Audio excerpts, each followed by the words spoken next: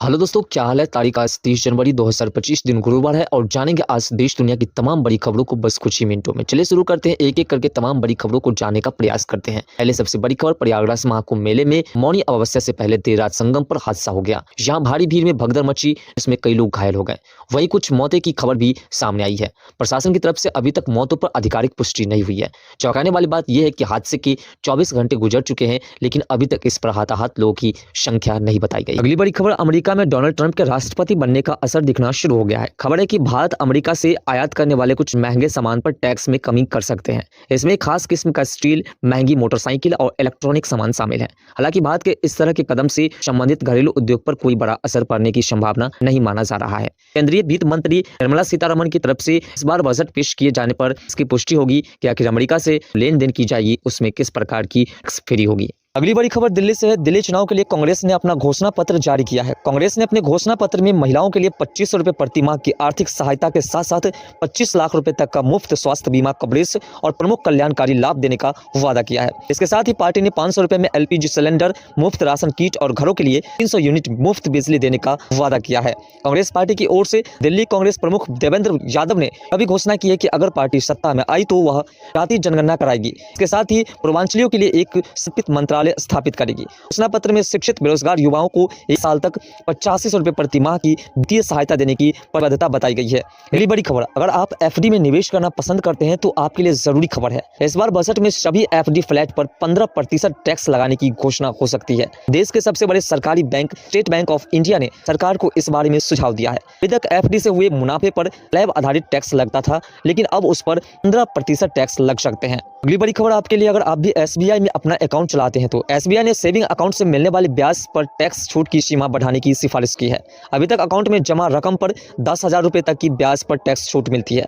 SBI ने सिफारिश की है सरकार से कि इस छूट को बढ़ाकर के 20,000 रुपए कर दी जाए। अगली बड़ी खबर, केंद्रीय बजट 2025 अगले महीने 1 फरवरी को पेश होगा। केंद्रीय वित्त मंत्री निर्मला सीतारमण सुबह 11 बजे संसद में इसे पेश करेगी। इस बजट में इनकम टैक्स स्लैब में बदलावों को लेकर के चर्चा है। वहीं टेक्सटाइल और रेलवे जैसे महत्वपूर्ण सेक्टर के बजट में भी भारी बढ़ोतरी होगी। केंद्र सरकार के जो कर्मचारी है उनकी सैलरी में भी बढ़ोतरी होगी। अगली बड़ी खबर दिल्ली एनसीआर से है। दिल्ली एनसीआर और आसपास के क्षेत्रों में एक्यूआई बढ़ने के बाद ग्रेड 3 को फिर से लागू कर दिया गया है। सुप्रीम कोर्ट के आदेशानुसार अगर एक्यूआई 350 से ऊपर चला जाता है तो दिल्ली एनसीआर में तुरंत इसे लागू करना है। वहीं 29 जनवरी की शाम 4 बजे एक्यूआई लेवल 365 दर्ज किया गया था, जिसके बाद ग्रेड 3 फिर से लागू कर दिया गया है। अगली बड़ी खबर, महाराष्ट्र में परीक्षा में बुर्का पहन करके जाने को लेकर के बहुत बड़ा बवाल हुआ है। महाराष्ट्र के कैबिनेट मंत्री नीतीश राणे ने कहा कि किसी भी परीक्षा केंद्र में बुर्का पहन करके प्रवेश न दिया जाए। उन्होंने इसके लेकर के शिक्षा मंत्री दादा भूसे को पत्र लिखा है। उनका कहना है कि 10वीं और 12वीं की राज्य परीक्षाओं में बुर्का बैन लगाया जाना चाहिए। किसी भी परिस्थिति में परीक्षा केंद्र पर बुर्के पहन करके बच्चे को जाने की इजाजत न दी जाए।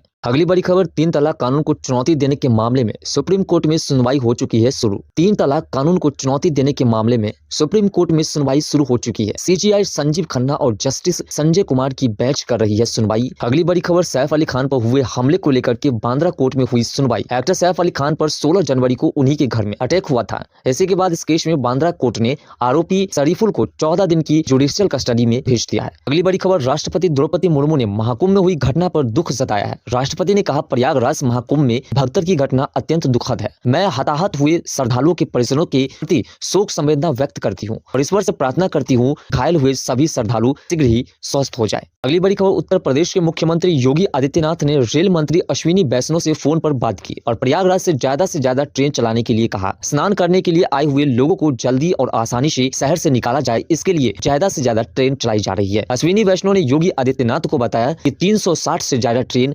प्रयागराज से चलाई जा रही है। अगली बड़ी खबर, मौनी अमावस्या पर भारी भीड़ के चलते महाकुंभ में हुए हादसे को देखते हुए मृतकों के परिजनों को उत्तर प्रदेश सरकार की ओर से 25-25 लाख रुपए की मदद देने का ऐलान किया गया है। अगली बड़ी खबर, डीजल और पेट्रोल के रेट में हुआ परिवर्तन। लिस्ट आया सामने। दिल्ली में पेट्रोल की कीमत 94 रुपए 77 पैसे हो चुके हैं, जबकि डीजल की कीमत 87 रुपए 67 पैसे हो चुके हैं। वही बात करें मुंबई की तो मुंबई में पेट्रोल की कीमत 103 रुपए 50 पैसे है, जबकि डीजल की कीमत 90 रुपए 3 पैसे प्रति लीटर हो गई है। वही बात करें चेन्नई की तो चेन्नई में पेट्रोल की कीमत 102 रुपए 63 पैसे, जबकि डीजल की कीमत ₹93.49 हो गई है। बात करें कोलकाता की, तो कोलकाता में पेट्रोल की कीमत ₹105.01, जबकि डीजल की कीमत ₹91.82 प्रति लीटर हो गई है। बात करें बिहार की, तो बिहार में पेट्रोल की कीमत ₹105.23 की, डीजल की कीमत ₹93.09 प्रति लीटर हो गई है। अगली बड़ी खबर, यूपी के प्रयागराज में महाकुंभ मेले में मंगलवार देर रात हुई भगदड़ में 30 लोगों की मौत हो गई, जबकि 50 से ज्यादा लोग घायल हैं। इस बीच महाकुंभ हादसे को लेकर के यूपी के सीएम योगी आदित्यनाथ भावुक हो गए। मीडिया से बात करते हुए योगी की आंखों से आंसू निकल गए। बता दें कि सीएम योगी ने महाकुंभ भगदड़ हादसे की न्यायिक जांच के आदेश भी दिए हैं। इसके साथ साथ उन्होंने मृतकों के परिजनों को 25-25 लाख रुपए देने का ऐलान किया है। अगली बड़ी खबर बिहार से है। बिहार के मुख्यमंत्री नीतीश कुमार ने पंचायती राज विभाग ग्राम कचहरियों के सुचारू संचालन को लेकर सभी रिक्त पदों पर नियुक्ति की प्रक्रिया आरंभ कर दी है। विभाग की ओर से 1583 ग्राम कचहरी सचिव और 2436 न्याय मित्रों की नियुक्ति तैयार की है। वैसे बात है कि कचहरी सचिवों को रिक्त पदों पर ऑनलाइन आवेदन करने की अंतिम तिथि बुधवार को समाप्त हो गई है। अगली बड़ी खबर, 1 फरवरी 2025 को पेश होने वाले बजट में मिडिल क्लास को काफी फायदा होने वाला है। मिडिल क्लास के लिए टैक्स में राहत और कई घोषणाओं के साथ सरकार बजट 2025 में बदलाव करने जा रही है। इस बीच भारत में महंगाई के बढ़ते दबाव और मिडिल क्लास पर बढ़ते टैक्स बोझ को देखते हुए विशेषज्ञों ने सरकार से टैक्स में राहत देने की मांग की है। सरकार ने भी विशेषज्ञों की बात पर अमल करने का फैसला लिया है। अगली बड़ी खबर, जमीन के बदले नौकरी मामले में राउस रेवेन्यू कोर्ट में आज होगी सुनवाई, बढ़ सकती है लालू परिवार की। अगली बड़ी खबर, वित्त मंत्री निर्मला सीतारमण 1 फरवरी 2025 को केंद्रीय बजट पेश करने जा रही है, जिसमें डिफेंस सेक्टर को लेकर के कई बड़ी घोषणाएं की जा सकती है। मौजूदा वैश्विक और क्षेत्रीय सुरक्षा को देखते हुए यह बजट भारतीय सेना की क्षमता को बढ़ाने और आत्मनिर्भर को प्रोत्साहित करने के लिए एक महत्वपूर्ण अवसर हो सकता है। अगली बड़ी खबर, उत्तराखंड में समान नागरिक संहिता यानी कि यूसीसी लागू हो गई है। मुख्यमंत्री पुष्कर सिंह धामी ने मुख्यमंत्री आवास स्थित सेवक सदन में ही नियमावली पोर्टल की शुरुआत की और लोकोपार्जन किया। समान नागरिक संहिता लागू करने के साथ ही उत्तराखंड स्वतंत्रता के बाद ऐसा करने वाला पहला राज्य बन गया है। उत्तराखंड सरकार ने सभी नागरिकों को समान अधिकार देने के उद्देश्य से समान नागरिक संहिता कानून बनाया है। अगली बड़ी खबर, देश के किसानों के लिए राज्य और केंद्र सरकार द्वारा अलग अलग योजनाएं चलाई जा रही है, जिसके माध्यम से किसानों को सब्सिडी या लोन जैसी सुविधा भी दी जाती है। इसके अलावा सरकार किसानों को आर्थिक लाभ देने के लिए योजनाएं चला रही है, जिसमें से केंद्र सरकार की एक योजना है प्रधानमंत्री किसान सम्मान निधि योजना, जिसकी 19वीं किस्त अभी तक किसानों को नहीं मिली है और किसान बेसब्री से उसका इंतजार कर रहे हैं। अब किसानों के इंतजार की घड़ी खत्म हो चुकी है। अब इस फरवरी 2025 को बिहार से प्रधानमंत्री जी किसान सम्मान निधि योजना की 19वीं किस्त भी किसानों के बैंक अकाउंट्स में डालेंगे। बड़ी खबर, बाजार में 350 और 5 रुपए की नोट आने की अफवाह फैल रही है। इसके फोटो भी सोशल मीडिया पर वायरल हो रहे हैं। इस संदेश के साथ एक मैसेज भी वायरल हो रहा है, जिसमें आरबीआई की ओर से 350 और 5 रुपए की नोट जारी करने की सूचना दी जाती है। इस पर आरबीआई की ओर से प्रतिक्रिया जारी की गई है। आरबीआई ने साफ शब्दों में कहा है 350 और 5 रुपए की ऐसी कोई भी नोट आरबीआई की ओर से जारी नहीं की गई है। सारी बातें फेक है, सारी अफवाहें फैलाई जा रही है। अगली बड़ी खबर, वक्फ विधेयक पर चर्चा कर रही संसद की संयुक्त समिति ने सत्तारूढ़ भारतीय जनता पार्टी की राष्ट्रीय जनतांत्रिक गठबंधन के एनडीए के सदस्यों द्वारा प्रस्तावित सभी संशोधन को सोमवार को स्वीकार कर लिया है। विपक्षी सदस्यों के संशोधन प्रस्तावों को खारिज कर दी गई है। समिति के अध्यक्ष जगदम्बिका पाल ने बैठक के बाद संवाददाताओं को बताया कि समिति द्वारा स्वीकार किए गए संशोधनों से कानून बेहतर और प्रभावित होगा। हालांकि विपक्षी सांसदों ने बैठक की कार्यवाही की निंदा की और पाल पर लोकतांत्रिक प्रक्रिया को पलटने का आरोप लगाया। बड़ी खबर, पाकिस्तान के पंजाब प्रांत में तरलीक पेट्रोलियम गैस से भरे एक टैंक में विस्फोट होने के कारण एक नाबालिग लड़की सहित 6 लोगों की मौत हो गई। अधिकारियों ने सोमवार को यह जानकारी देते हुए बताया कि इस घटना में 31 लोग घायल हैं। बचाव अधिकारियों के अनुसार मुल्तान के हमीदपुर कनौरा इलाके के औद्योगिक क्षेत्र में यह हादसा हुआ है। अगली बड़ी खबर, उत्तर प्रदेश विधानसभा में नेता प्रतिपक्ष माता प्रसाद पांडे ने सत्तारूढ़ भारतीय जनता पार्टी पर धर्म का धंधा करने का आरोप लगाते हुए कहा कि धर्म की आड़ में लोगों के अधिकार छीनकर उन्हें प्रताड़ित करने की तैयारी जारी है। समाजवादी पार्टी के नेता पांडे ने दावा किया कि 51 शक्ति पीठों में शामिल देवी पाटन धाम में दर्शन करने के लिए शुल्क लेने का कानून बना करके पारित कर दिया गया है, जिसे जल्द ही लागू कर दिया जाएगा। बड़ी खबर, 8वें वेतन आयोग की मंजूरी के ऐलान के बाद 1 करोड़ से अधिक केंद्रीय कर्मचारियों और पेंशन भोगियों में खुशी की लहर दौड़ गई है। केंद्रीय कैबिनेट की बैठक में 8वें वेतन आयोग को पूरी तरह से मंजूरी दे दी गई है। केंद्रीय कर्मचारियों का महंगाई भत्ता बेसिक सैलरी में मर्ज 0 से शुरू होगी कैलकुलेशन। के बाद इसकी सूचना केंद्रीय मंत्री अश्विनी वैष्णव ने कर्मचारियों को दी है। उन्हें बताया कि 2026 में 7वां वेतन आयोग खत्म हो रहा है, तक 8वां वेतन आयोग लागू हो जाएगा। ये कर्मचारियों की सैलरी में बम्पर बढ़ोतरी होने वाली है। अगली बड़ी खबर, सरकार ने 2025 के लिए राशन कार्ड के नए नियमों की घोषणा की है, जिसके तहत राशन कार्ड धारकों के लिए ई-केवाईसी अनिवार्य कर दिया गया है। यह बदलाव राशन वितरण प्रणाली को अधिक पारदर्शित और कुशल बनाने के लिए किया गया है। इसके साथ ही राशन वितरण में मात्रा और लाभार्थियों की सूची में कई अहम परिवर्तन किए हैं, जिसके बारे में हमने आपको डिटेल्स में पिछले वीडियो में बताया। अगर आप उस वीडियो को नहीं देखे हैं जरूर उस वीडियो को देखिएगा। अगली बड़ी खबर, कर्मचारी भविष्य निधि संगठन यानी कि EPFO ने एक महत्वपूर्ण घोषणा की है जो प्राइवेट सेक्टर के लाखों कर्मचारियों के लिए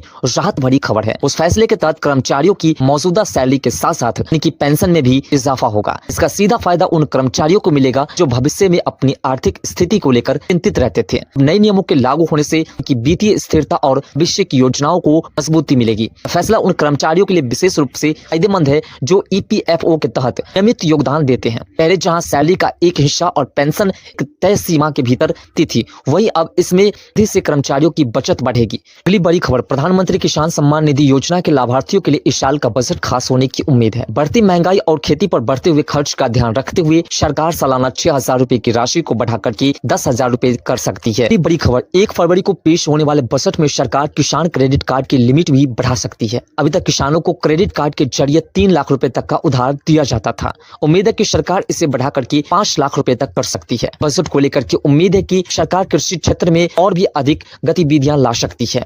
1.75 लाख करोड़ रुपए की आवंटन राशि सरकार की ओर से की जा सकती है। पिछले साल के मुकाबले 15% ज्यादा है। चालू वित्त वर्ष में यह राशि 1.52 ट्रिलियन रुपए है। सरकार का प्लान है इसमें कृषि उत्पादों की सप्लाई बढ़ाने के साथ साथ एक्सपोर्ट पर भी फोकस करना। सरकार एग्री प्रोडक्ट्स एक्सपोर्ट की लिमिटेड को 2030 तक $50 अरब से बढ़ाकर के $80 अरब करना चाहती है। अगली बड़ी खबर, केंद्र सरकार ने असंगठित क्षेत्र के श्रमिकों की आर्थिक स्थिति को सुधारने के लिए ई-श्रम कार्ड भत्ता 2025 योजना की शुरुआत की है। इस योजना के तहत असंगठित क्षेत्र के गरीब और आर्थिक रूप से कमजोर श्रमिकों को हर महीने 1,000 का भत्ता प्रदान किया जाएगा। साथ ही इस योजना के तहत श्रमिकों को वृद्धा पेंशन और स्वास्थ्य बीमा जैसे अन्य लाभ भी प्रदान किए जाएंगे। 2 लाख तक का स्वास्थ्य बीमा और 60 वर्ष की आयु के बाद 3,000 की मासिक पेंशन भी प्रदान की जाएगी। अगली बड़ी खबर, केंद्र सरकार ने वृद्धा पेंशन, विधवा पेंशन और विकलांग पेंशन की राशि में बढ़ोतरी करने का फैसला लिया है। 1 फरवरी 2025 से सभी पेंशन की राशि को बढ़ा दी जाएगी। वृद्धा पेंशन जो 1,000 रुपए की राशि थी उसे 1,200 रुपए कर दी जाएगी। वहीं विधवा पेंशन जो 800 रुपए की राशि थी उसे 1,100 रुपए कर दी जाएगी और विकलांग पेंशन जो 1,500 रुपए थी उसे 1,700 रुपए कर दी जाएगी। साथ साथ 1 फरवरी 2025 से पेंशन धारकों को हर महीने EKYC अपडेट करना होगा। जो EKYC हर एक महीने अपडेट नहीं करेंगे को पेंशन नहीं मिलेगी, उनकी पेंशन को रद्द कर दी जाएगी, उनकी पेंशन को स्थगित कर दी जाएगी। इसलिए सभी को ध्यान रखना है 1 फरवरी 2025 के बाद एक महीने अपने EKYC को कंप्लीट करते रहना है। अगली बड़ी खबर, पुश्तैनी जमीन को बेचने को लेकर के सुप्रीम कोर्ट का बड़ा फैसला सामने आया है। भारत के सर्वोच्च न्यायालय ने हाल ही में पैतृक कृषि भूमि को बेचने के संबंध में एक महत्वपूर्ण और ऐतिहासिक निर्णय लिया है। इस फैसले में यह स्पष्ट किया गया है कि यदि किसी को अपनी पैतृक भूमि बेचनी हो तो उसे सबसे पहले परिवार के सदस्यों को यह अवसर देना होगा। यह निर्णय हिमाचल प्रदेश से संबंधित एक मामले में सुनाया गया है। इससे किसानों और उनके परिवारों के अधिकारों को एक नई ताकत मिली है। सुप्रीम कोर्ट ने अपने फैसले में कहा कि यदि किसी हिंदू परिवार का सदस्य अपने कृषि भूमि को बेचने का इरादा रखता है उसे सबसे पहले अपने परिवार के अन्य सदस्य को यह अवसर देना होगा। आदेश से यह सुनिश्चित किया जाता है कि भूमि का स्वामित्व परिवार के भीतर ही और बाहरी व्यक्तियों को इसे करने का अवसर न मिले। निर्णय न केवल परिवार के भीतर कृषि भूमि के महत्व को दर्शाता है बल्कि यह भूमि के संरक्षण की दिशा में भी महत्वपूर्ण कदम है। इसलिए में यह भी कहा गया कि यदि कोई व्यक्ति अपनी कृषि भूमि बेचना चाहता है तो उस पहले परिवार के अन्य सदस्य को इस सूचना देनी चाहिए। यदि परिवार के सदस्य उस भूमि को खरीदने में रुचि रखते हैं तभी वह भूमि बाहरी व्यक्ति को बेची जा सकती है। यह सुनिश्चित करता है कि किसान अपनी भूमि बेचने से पहले अपने परिवार के सदस्य को प्राथमिकता दे और भूमि का स्वामित्व परिवार के भीतर ही बना रहे। अगली बड़ी खबर, बजट 2025 से पहले ही मोदी सरकार ने सरकारी कर्मचारियों के लिए बड़ा फैसला लेते हुए यूनिफाइड पेंशन स्कीम यानी कि यूपीएस का नोटिफिकेशन जारी कर दिया है।